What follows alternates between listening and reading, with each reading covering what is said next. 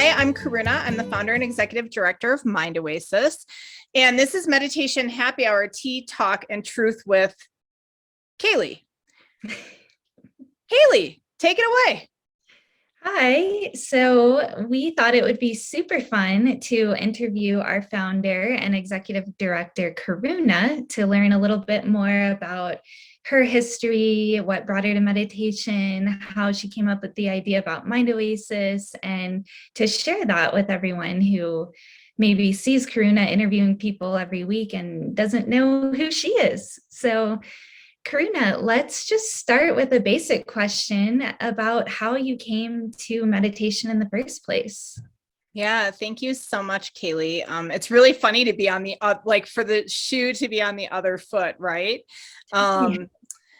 So I don't know, it must have been maybe 2006 or 2007. I was working and living in the Aspen, Colorado area. And I was a single parent, and I was finding that I was kind of moving up in the ranks of nonprofits in terms of responsibility and such. So I was really investing my time and effort into my career. Oh, hi, Harper.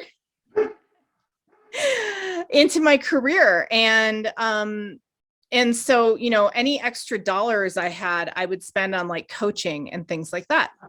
And I was walking up a mountain with a friend at the time, and she was expressing how she admired me for investing in my career. And I said to her that I really admired her for investing in her health. She was doing a yoga teacher training. She had talked about meditation with me. And she said, oh, well, why don't you try something like that? Like, why don't you try meditation? And I said, because I can't empty my mind. And she said, Kelly, because at the time I went by Kelly, that's not what meditation is about. And so fast forward about 5 or 6 years, I moved to Austin, Texas, and I lived right next to Dharma Yoga. And I was going there every day. And I would look forward to doing yoga asana, but I really looked forward to Shavasana and meditation at the end. And through that, I met Kelly Lindsay. And Kelly Lindsay, of course, is one of our founders. She's, one of our teachers on Mind Oasis. And I went through Kelly's Dakini meditative teacher training. And that's really how everything got started. That's so funny. I think you, Kelly, and I have the same sort of entry story, like yoga, but we love Shavasana and not feeling in the palm. I love that. Yeah. Yeah. So why do you feel that meditation is important in your life? You went from just doing yoga, loving Shavasana, and then somehow started meditating and then felt that it was important enough to keep going. Yeah. And to teach it to others. Because I think I've always been kind of a spiritual seeker my whole life. I grew up in the Lutheran church, a very wonderful liberal Lutheran church in Wisconsin. And to this day, I think a lot of my ethics and morality are guided by that time in my church. But I went through a really hard time from the time I was about 25, I'd say until 35 or 36. And while maybe on the outside, I looked like I had my act together, right? I had a career and I was raising a son and out having fun and doing lots of things like snowboarding and climbing mountains and all that stuff.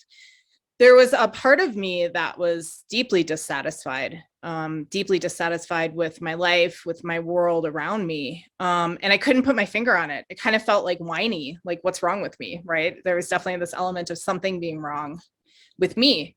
And when I started to meditate, slowly over time, people would say things like, you know, place your hand on your heart.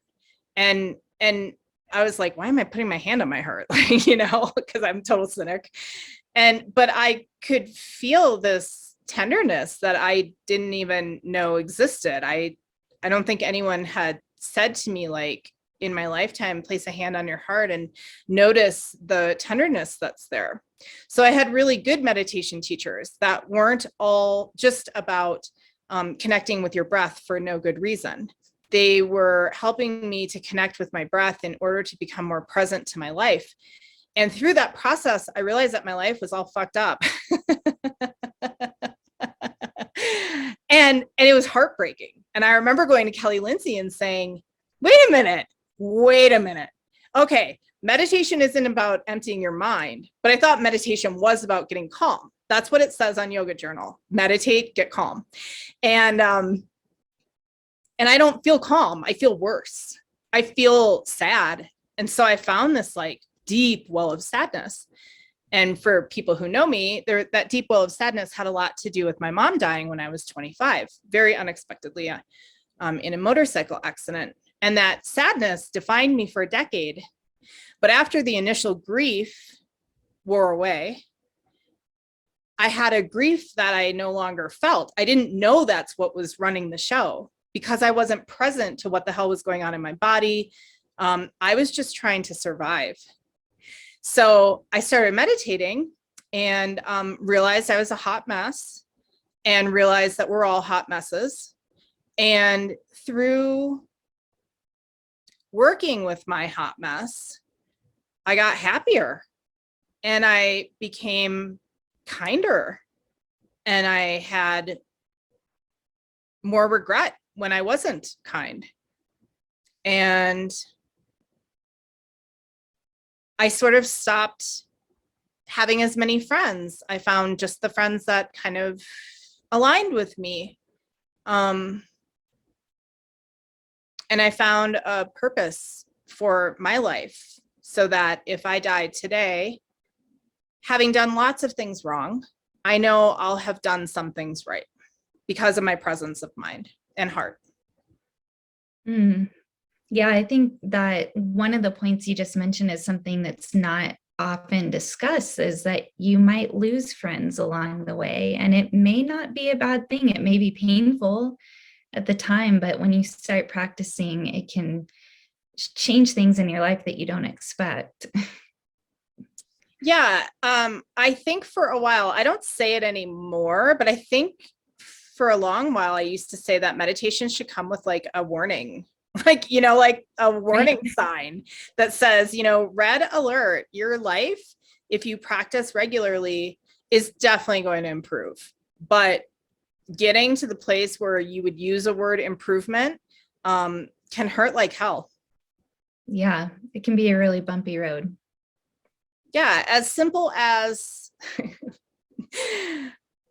I love Lizzo. Okay. I absolutely love Lizzo. I also like Kanye West and I also like Jay-Z.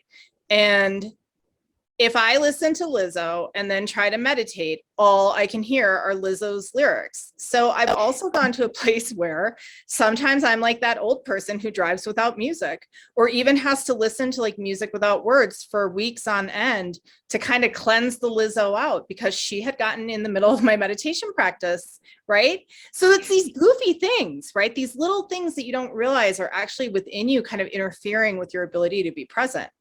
Mm-hmm. So how do you feel like you're able to make the choice? Like some people might think, oh, well, I love Lizzo. I don't want to give that up. Fuck my meditation practice, So what makes you prioritize your meditation and say, sorry, Lizzo, see you later? I fall off the wagon all the time in so many different ways. Like a lot of times will be like, Lizzo, it's you and me, girl. Like we're going to go ski. We're going to go do it. But because I keep a meditation journal, which by the way, I did not do until very recently, and it has changed my life again. So I love that there's always learning to be had.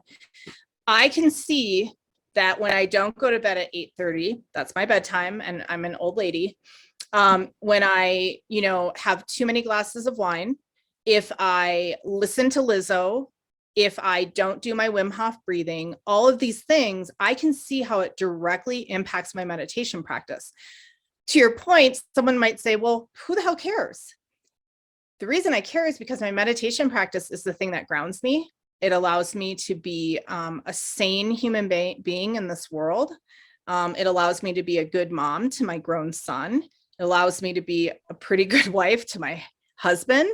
It allows me to show up for Mind Oasis in the way that Mind Oasis needs me to. And because I guide meditation, it also helps me to really empathize with anyone who's undertaken the adventure of a meditation practice, because you know what? It's really fucking hard. Yeah. Sure. And for people, and I love it. I can't remember. I think it's Pema Chodron in her book, The Wisdom of No Escape, which is one of the things that I'm kind of leading a class in right now. And she goes to Chögyam Trungpa Rinpoche and she's like, I'm doing everything wrong in my practice. I can't visualize. I can't do this. I can't do that. And he just sort of like pats her hand and says, sweetheart, I always wonder about the people who say it's too easy. Like, I wonder what's going on there. And that's been a big inspiration for me because I don't think it's easy. I think it's worthwhile. That's totally. Yeah. It's not like the pictures where you just see someone sitting still and peacefully, and maybe if you were in a cave or something for a few years without any distractions, I don't know, I'm sure I could find something to be upset about in that situation too. It's too cold, it's too dark, it's too wet, it's too light. Bugs.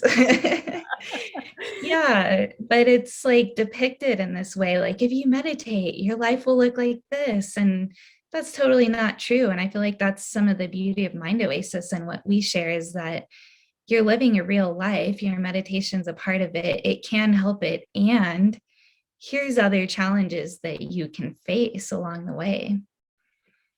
Yeah, I agree with that wholeheartedly. And I think it's also Pema that says, you know, if you put thought bubbles above the heads of, let's say, 50 meditators back in the day when we could meditate in person together, and everybody looks all serene. And so you get these great pictures of serene looking people. But if you understood the remembering, the fantasies, the planning, the fuck you emails that are actually going on in the thought bubbles, right? But I'll say this, and it's really taken me guiding the advanced meditation immersion. So I would say just recently, I've actually become a meditator, which is interesting because I've been teaching and guiding meditation on Mind Oasis for over 4 years.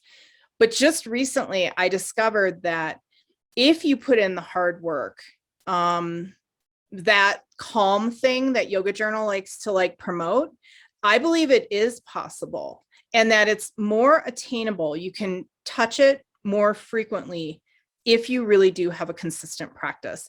But it is literally that consistency that's going to get you there. And sometimes it's hard to get to the consistency because it doesn't necessarily feel good in the beginning. So part of a strong meditation practice is the stick-with-it-ness. And you kind of just have to trust that other people have done it in the past before you and that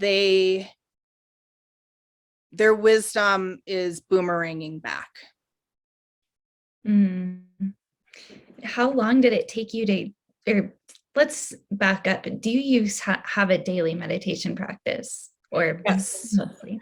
Yeah, mostly. Take you to get there? Though I just have to give a little shout out to Elizabeth Gomez because she has something she calls her string of pearls. And she's at, I don't even know, I haven't asked her recently, but the last time I asked her, she was at like something like 600 days of daily meditation, literally not missing. That's not me. I would say that I'm at a 95% accuracy, right? Most days I sit. And it took me until probably about 2018. So 5 years, you know, I would just show up on Wednesdays for Kelly Lindsay's meditation, group meditation, because I loved that community. I would drive literally an hour and a half each way in order to be with her. And then I would sit and fantasize and daydream during the meditation itself, and then enjoy coffee and chai with all of my friends that I loved, right? So that the motivation was different, but the motivation was good. Connection, community, that's okay, right? Right. But that consistency thing is real. It changes everything. It's a complete game changer. But I really do believe that it takes a while. Unless you're just an Elizabeth Gomez and you're just like, I'm just going to do it, right? And there's people like that, but that's not me. What do you think helps get to that consistency if someone's struggling with that? It's such a great question. It's super chicken and egg. So I had a teacher a few years ago say that every time she got on her cushion, it was like as blissful as an orgasm. And I was like, really? You're doing something very different on your meditation cushion than I'm doing, right? But I know what she means now. And instead of, even if my mind is wandering, and even if in theory it doesn't seem like a good meditation session, I'm always so much happier when I've sat. And so at some point you give up the struggle. Like if it's not a quote unquote great meditation session, it just doesn't matter. You sat, you're going to reap a benefit. Something's going to come out of that. So you kind of have to get to the point where instead of you feel like you have to sit because somehow you've made a commitment to yourself, instead it's that you cannot wait to sit. And that shift in mindset, it's just key. So what are some things that you could suggest to help someone get to that point? Because like you said, it's chicken and the egg. So if you're not enjoying your meditation, it might feel like a have to. Yeah, well, one thing is that I think that people think that it's a solitary sport. And, we know on Mind Oasis, it's not. But I think that when we talk about it like that, it sounds like we're like, just come join our community because we want you to be a part of it, right? But I think what people have to understand is like, no, we really mean it. Like having a good guide, which you can get that through an app, to help guide you for the first couple of years, I think is really helpful. Left to our own devices, our mind is totally whack-a-noodle. And it'll come up with so many different bizarre ways to hijack you. It can be very discouraging. So I think like the solitary warrior in this sense is a terrible idea. Minimally allow someone to help guide you those first couple of years. The second thing I would say is that if you're serious and if you can taste the little benefits that you think might happen, and or you just believe in the people around you who are like, if you meditate, things will change, get a good teacher, get a really good teacher. And I used to be a little bit more like shamatha, shamatha, shamatha. But I've loosened up. I think that there are a lot of different ways to get your mind to settle enough to be present. But you want someone who's reputable and knows what they're doing. And then the third thing I would say is, I'm not kidding about the online group meditation, right? Or in person, if that's something that you can do these days. A couple of different things happen. One is you start to look forward to the community that you're going to sit with, and you can't get that on an app. Like on an app, even if it's a live session, you're looking at a teacher, right? But if you come like to community meditation, you're with a group of other people, you start to kind of get to know them. You might like a shirt they have on. You might notice a cat or a dog or a kid in the background. You find out that they live in the same town as your grandma. I mean, there's all of these little connections that can be made. And so you start to look forward to seeing those people, those faces, those smiles, right? Or sometimes not smiles. And then you're like, oh no, like what's wrong with Michelle or whatever. So there's that. And then the accountability that happens is pretty interesting. So like, let's say you schedule Wednesday mornings at 9 and you're like, I'm going to go to those community meditations, on Tuesday, you start thinking about it, and then you're like, oh, maybe I should sit for 20 minutes because I'm thinking about meditation anyway. And then you go and you have a good time and you're like, oh, wow, I like actually had a really good day. And the only thing that was different was meditation. I went to community meditation. So then Thursday comes around and you're like, maybe I should sit again. So what happens is you end up with sort of this upward spiral of accountability that I think is really key. So 1, don't go at it alone. 2, get a good teacher. I happen to be one. I like to say that I'm a better teacher than I am a meditator. And 3, take advantage of group meditation. Absolutely. Yeah, I just got feedback from someone who recently joined community meditation because she was like, I just can't get the consistency on my own, but I'm loving the discussions before and after and the guidance. And I really think that's like what we always say is the secret sauce or the special sauce of Mind Oasis, is that it's not necessarily talked about that much, but that accountability piece and showing up to meditate with other people can be so powerful. And it truly does. Every time I hop on community meditation, I'm like, oh, I had a good day today. I know. It's so great. And I'll just Awesome. say that I think we get a lot of feedback that people who have struggled but have wanted a meditation practice but have struggled have found their consistency through community meditation. And even people who maybe only show up once in a blue moon these days. I'm thinking of Charlie. Charlie was with us in the very beginning, and he would sit every single day. And he had tried to have a meditation practice before that, and that was how he found his consistency. And he still sits every day, but he just comes to community meditation maybe once a week or once a month, right? Because it's there for him, but he doesn't need it anymore because he's in a different phase of his practice. Exactly. Yeah, we go through an evolution with our practice. And so it's really nice to have support in whatever different stage that you're in. Yeah, and I would just say one of the things that those of us who have a more consistent practice can do is to actually show up once a week to community meditation, to be of benefit to other meditators, to be there for them. Even if you didn't say a darn word, energetically showing up and having a smiley face and like just showing up is helping to hold space for people as they get to get into the groove of their own practice. Yeah. So since we're talking about community meditation, I would love to hear the story of how you thought of the idea for Mind Oasis and what happened after that.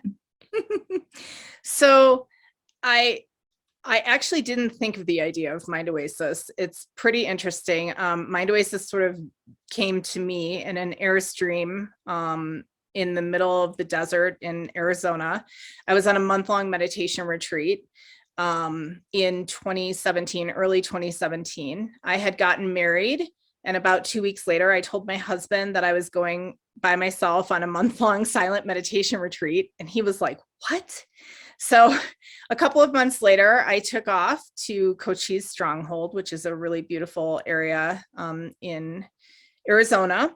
And I was really gung-ho. I was in the middle of Kelly Lindsay's Dakini meditative teacher training, and we were supposed to go on a retreat of like 3 to 4 days. So I decided to go for a month. And I was assured by most people I was prepared, but there were a couple of naysayers, and I, of course, ignored them. And I got there and I was all prepared. I had, my 20 cases of Topo Chico and my lentils and my oatmeal, and I had my own Airstream. And I got through like day 3 and I was like, oh no. I was like, oh no, wait a minute. This is not like feeling good. Like it was not feeling good. And I was like, okay, well, it's day 3, Karuna, like take it easy, And then like a week had gone by and it wasn't getting better. In fact, it was getting worse. And when I say it, what I mean is I would like wake up, do my practices in the morning, and then I would do some seva. I was doing fire mitigation. So I was hoeing weeds out of the desert in like 100 degrees as my seva. And then I'd go in and I'd take a little nap, and then I'd go back to my practices and I'd make dinner. And by about 4 o'clock, it's interesting, I'm having that sensation in my stomach as we're talking right now. I would get this sensation in my stomach of dread. And part of it had to do with me being afraid of what was going on in the outside world. Part of it had to do with me being afraid of what was going on in my inner world. But it was almost heart-stopping. Like it felt like I couldn't move. It was paralyzing, this sensation of unease. And in my meditation practice, it wasn't so much that my mind was all over the place. My mind was just straight up mean. And it was replaying every shitty thing that I'd ever done to another human being, which there was plenty of fodder, and every shitty thing that had ever happened to me. And there was also plenty of fodder. I've lived a pretty big life. And when you live a big life, you have a lot of joys and a lot of sorrows and everything in between. And I just couldn't regulate. I could not regulate. So from about 4 o'clock every day until 8:30, when thank God the sun would go down and I'd have an excuse to go to bed, there was like 4.5 hours of just straight up hell. It was hell within me. And the only thing I could do is to walk. In retreat, you make a boundary, and my boundary was really only probably maybe 3 acres. It wasn't very big. And I would just walk and walk. My Birkenstocks were like worn out by the end of the retreat because all I could do was walk and try not to die. And so I went through that for like 3 weeks, so many times wanted to give up, but I'm tough. And so I don't know if I'm tough or I'm stupid, but some combination kept me there. Plus I didn't want to admit defeat, I suppose. And I was sitting, and it was another day of like, and this time it was like 11 o'clock and the sun's coming down and it's getting hot and I'm going to have to put the air conditioning on, which was like really startling to my nervous system. And something just clicked, and there was like this download, and it said, what if you created something where people could come together, like teachers and students together. So like community, no matter where they are, if they're in a Airstream in the desert of Arizona, or if they're in Zimbabwe, or if they're, in the UK, and they could come together and meditate and study the healing arts together. And I was like, that's a really good idea. And it gave my poor brain something to latch onto, which, by the way, this is not what you're supposed to do in retreat, but I said, screw it, because I was tortured. So I wrote like a 5 or 10 page business plan. And by doing that, it relieved some of the steam, right? And so when I got out of retreat and did 90 miles per hour home because I couldn't wait to get back, I presented the idea, and Kelly Lindsay, Denise Deniger, Michael Hewitt, and my husband all said, that's a great idea. And I was like, really? And they're like, yeah. So we formed a board, filed bylaws, became a 501c3 nonprofit. And it wasn't until like the next year or maybe the year after that each one of them privately at some point confided that they really didn't think it was going to work, but they didn't want to curb my enthusiasm. And it's really interesting because I had said to myself, if any one of them said it's a terrible idea, I wasn't going to do it.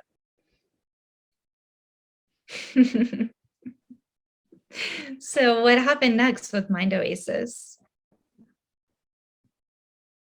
Oh my goodness, what hasn't happened with Mind Oasis? So let's see. At the end of 2017, we piloted a handful of programs, and people paid money, attended classes, and it worked. So at the end of 2017, after 6 weeks, we'd raised like $5,000 in program revenue. And then the next year it was something like, I don't know, 30. And the next year it was something like 80. And so we were offering more programs. We incorporated community meditation. We launched our first ever May meditation celebration. Used to be a challenge, now it's a celebration. All you softies out there. And through all of this, it's because of our board of directors believing in the dream, donors coming through when we thought we were going to lose it, an amazing community of people who love Mind Oasis so much that every time I wrote a resignation letter, I didn't send it because I would think of their faces, literally, and the disappointment that they would feel if Mind Oasis went under. Yeah. So I'm curious how, because the vision initially was connecting teachers with students. Zoom was not cool back then. I remember I had my stint at Mind Oasis early on and was like training people on Zoom, like getting on the phone and like, here's how you download it, here's how you get on, and I promise it's not scary. And it was really like community meditation wasn't an idea. And in fact, it was Meditate on the 8s in 2018 on like 12:08, every hour is on the 8s. And so that came later, and the vision was just to connect students and teachers. So I'm curious what's been like the biggest surprise for you to come out of the creation of Mind Oasis and how it's become a co-created thing? What were you not expecting the most? That's a great question, but can I go back and just do one little revisionist thing? Because I think this is so funny. So I wish that I could say that the current programs we offer was like really well thought out, and that it was strategically looked at, and that there was analysis done. But even community meditation, which was called Meditate on the Eights, like you said, and for people who are of my age or a little bit older, it was supposed to be sort of a riff. I don't know if you remember, but you could click your cable channel and there was weather on the eights. So anytime at 8 after the hour, you could check what the current weather is, which of course is totally gone now. But that was sort of the idea. And even that, I was driving down to the Hanuman Yoga Festival in 2018 in my car coming down the mountain. And I was like, so it was another download. Like, you know what we should do? We should offer daily group meditation online. And remember, this is 2018. And so to Kaylee's point, Zoom wasn't cool. In fact, it was hard. People did not know how to use Zoom, and they didn't want to learn how to use Zoom. And so we just somehow were poised for the pandemic. We just somehow were. And so overnight, around March 15th of 2020, everyone learned how to use Zoom. People who had vehemently opposed ever coming on Mind Oasis because of Zoom were on Zoom that week, right? And they knew what they were doing. So it was amazing. So these downloads, who the hell knows what's up with that? Okay, so your more interesting question. Any surprise, like what are some of the surprising aspects of Mind Oasis? Well, one surprising aspect is that we're still here. And Kaylee knows what I mean, but I'll go into it a little bit. I'm not saying because there wasn't drive. I'm not saying there wasn't even money. And I'm not saying there wasn't an amazing community of people. But the truth of the matter is we're in America, baby, and you need big bucks to make things go off the ground. And we definitely didn't have big bucks. We had the support of my husband. We had the support of many donors. But when I say big bucks, some of our competitors have had $1 million investors. And so we had to really scrap our way to where we are today. And I just met with the Colorado Enterprise Fund, and Colorado Enterprise Fund gave us a loan last year, a small loan, but a big loan for us, right? Enough of a loan for us to do what we need to do in order to invest in our growth. But up until that loan, it's always been on the donors and the community and our teachers, the generosity of our teachers, believing in our mission and believing in what we're up to. And that just is not Wall Street. And I'm not saying we don't operate or run like a business. We do, right? We operate full on as a business should.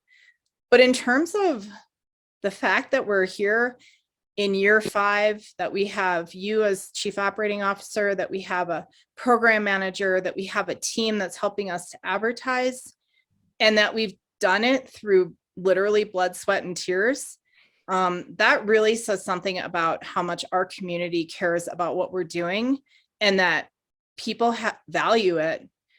Our board has saved our ass way more than once. And at the end of the day, a lot of them don't even hang out on Mind Oasis all that much, but they believe in the power of what Mind Oasis brings to our community. Right. Yeah, there's so many people who, when we've had tough times, even just in the last few months, that have been like, no, Mind Oasis is doing something awesome in the world. And it's really inspiring and encouraging to keep going when things do get tough, and they do. But yeah. So that would be your biggest surprise of what's happening with Mind Oasis, how it's evolved. Yeah, I think the dedication, I'm trying to think of anything else in my life where I've seen people that dedicated to something that maybe only indirectly benefits them, right? Right. I mean, you raise your children with vigor because they're your children, and you protect your family because they're your family. And, maybe if you enjoy your work, you work hard, but that also means that, you get revenue and you maybe advance, and you go to school and you work hard to get good grades so you get a good job. But like, I kind of feel like Mind Oasis is like bodhicitta in action, because it's not about you as an individual per se, though you might get benefits, right? I'm really looking forward to Kimberly Teresa's Mahamudra course that's coming up. So I personally am going to benefit from that, right? But like, if bodhicitta is the wish to be of benefit to all sentient beings, that's really kind of what Mind Oasis is. And it's organic, and you can plug in as much or as little as you want to. I don't think I've ever really seen that. And it's not Buddhist, right? And it's also not like, I'm trying not to like say the name of the app that I want to, but the orange ball thingy. It's also not like there to make people millionaires. I think that's different. And I think that's worthy of being of surprise. Like, that's definitely not what I started in 2017. I just thought it would be cool if we could all connect. And I think we connect in a much bigger way. Absolutely. Yeah. It's so cool to me to see the friendships across the country. And now we're starting to grow and seeing people across the globe. And it's just amazing. And true friendships develop on Mind Oasis, which I would personally say is my biggest surprise, because being online, you think it takes something away, but in some ways it's even more intimate. Like, you're seeing my office right now, where I also meditate, my altar's in the background. Like, it's very personal and intimate to see people in their homes, and the type of connections that form are real. It's not, there's nothing missing because it's online, except being able to call each other and go meet for a cup of coffee, which is a bummer sometimes, but it's great to have friends all over and people to visit, and, when it's safe. And yeah, it's really special. That was one of the things that happened during the pandemic, is like, once it was at least where you could travel a little bit, but you just had to be careful and, pee in fields instead of in gas stations kind of thing. A shocking amount of people like connected with one another. And even if it was socially distanced and masked, or, outside breakfast or whatever, like, we had people sending selfies of one another. And they never would have met, I don't believe, without Mind Oasis. And even like when we first started this podcast, I know that that's Harper's bark. Yeah, right. And so, and people have gotten to see me 86 my cat, because he's annoying and he likes to make biscuits with his claws while I'm trying to teach. We get to see all sorts of wonderful, intimate parts of one another's lives. Yeah. So, Karuna, I want to ask you if you have one favorite tool, tip, or like a mantra or something that you want to gift to our listeners as part of our closing. And then I have one more question for you after that. Yeah, I do. I have a couple. One is, I really believe that if you're struggling with meditation, whether it's in a group or on your own, that doing some very simple pranayama, a little simple breathing exercise that's very gentle. For God's sake, we don't need anything that's not gentle at the moment. It can really be of benefit to help smooth out your mind in advance of a practice. So that's kind of my go-to these days. I'm doing not so gentle Wim Hof breathing, but that's not for everyone. But I think a little gentle, mindful breathing before you start your session or during your session is really important. I think that getting out in nature every day, even if you live in the city and all it is walking around your block on the concrete, that's okay. Notice the sky, notice the trees, notice the breeze. Just taking that moment to be mindful outside, I think, is really helpful. I love that. And my last question is, what's your truth? Yeah. You know what's really funny? I didn't think about the fact that you're going to ask me that, because I asked all my guests that. And right when you got that shit-eating grin on your face, I was like, oh my God, she's going to ask me my truth, and I have no idea. So my truth is that if you believe in something, that you never give up.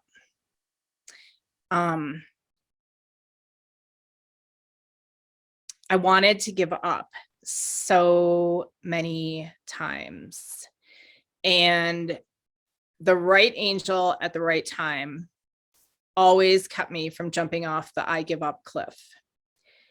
And as a result, we have this vibrant community, and we have everything we need at Mind Oasis in order to be of service in this world. So don't give up. You just have to like hang in there if it's worth it. And especially if it's of benefit to all beings, you have to hang in there. That's my truth. Hang in there. Thank you. Thanks so much, Karuna. It's been really fun hearing this background from you. I don't think I knew your meditation history, so it's been fun. And I hope our listeners enjoy hearing this history of Mind Oasis too, because it's just really such a special place. So thank you for all you've put into it. I know you've given up many, many things to work and create this special, special place for all of us. So thank you so much. Thank you, Kaylee. I just want to acknowledge that you have made all the difference in the world to Mind Oasis since last year. And for people who are listening and don't know, Kaylee's our first chief operating officer, and she is the glue that keeps it all together. And I believe that the reason that the future is so bright is because of you and your dedication and hard work and everything that has allowed to happen. So all of the rest of our staff and all of our teachers, they're so much more supported than they've ever been. So just thank you so much. And then just a thank you to all of our donors and volunteers and teachers and community members. Mind Oasis is like this beautiful, I don't know, what's the thing under the sea? It's like a coral reef, maybe. With all these like different connectors, and maybe some of you are the fish, and maybe some of you are the eels, and some of you are the reef itself, but it wouldn't be this like amazing biosphere without every element, and maybe even without the elements that made it tough, because it proved to us that it was important. Yeah. So thank you. Yeah, meditation, happy hour, tea talk, and truth with Kaylee. Thank you. And Karuna, we have all the Ks. Awesome. Thank you. Thank you. Have a good rest of your day. You too. Bye. Bye.